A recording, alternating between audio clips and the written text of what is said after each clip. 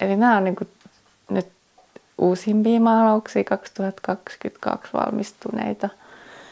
Ja tämän nimi on esimerkiksi The Separated, eli erotetut. Ja tässä on tietysti monia kerroksia, että nämä voi nähdä niin kuin monella eri tavalla, monesta eri ikään kuin kontekstista.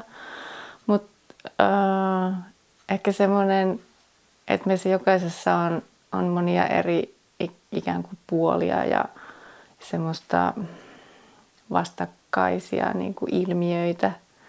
Ja että niidenkin tavallaan niin kuin hahmottaminen on yksi semmoinen mun aihe, niin kuin perusaiheita, että niin kuin hahmottaa sitä minuutta niin kuin eri niin kuin näkövinkkeleistä, eri puolia ihmisyydestä.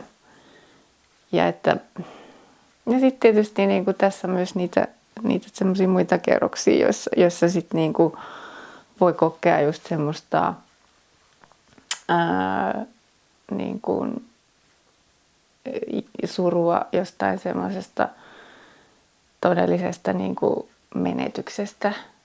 Ja että sut on niin kuin tavallaan erotettu niin kuin asioista, joista sä et olisi välttämättä itse halunnut niin kuin erota.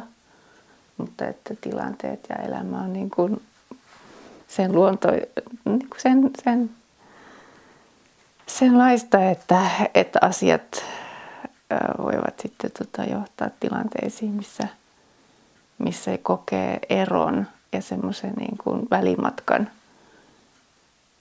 Että siinä on niin kuin sitä henkistä että fyysistä niin kuin,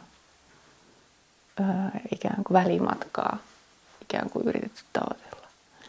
Ja sitten mulla on aina jotenkin ollut viety siihen ajatukseen, että siinä niin kuin maalauksessa voisi kuvata monia ikään kuin samanaikaisia hetkiä, ikään kuin kerroksina, että se aika ei olisi lineaarista, vaan se olisi niin kuin ikään kuin samanaikaisesti niin kuin ikään kuin ne kaikki ikään kuin, ei nyt kaikki, mutta monia eri ikään kuin tilanteita ja tunnetasoja voisi tapahtua siinä samassa kuvassa. Et monesti siinä voi olla just sitä niin kuin euforiaa ja surua siinä samassa niin kuin ikään kuin kuvassa tai taulussa tai tutkielmassa.